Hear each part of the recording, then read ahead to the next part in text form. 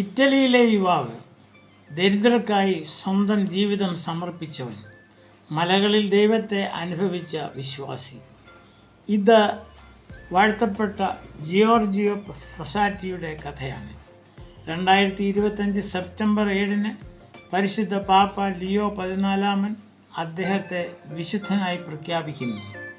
അദ്ദേഹത്തിൻ്റെ മുദ്രാവാക്യം വെർസോ ഓൾട്ടോ, ഉയരത്തിലേക്ക് എന്നാണ്.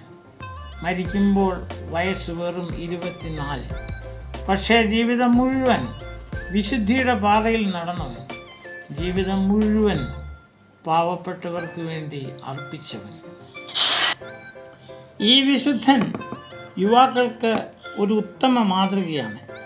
വിൻസെൻ്റ് പോൾ സഖ്യമാകുന്ന ആരാമത്തിൽ വിടർന്ന് വിലസുന്ന സ്നേഹവാഹിനിയായ ഒരു പുഷ്പമാണ് പിയർ ജിയോർജിയോ ഫ്രൊസാറ്റി, ആഗോള വിൻസെൻഷ്യന്മാരുടെ അമൂല്യ സമ്പത്തും.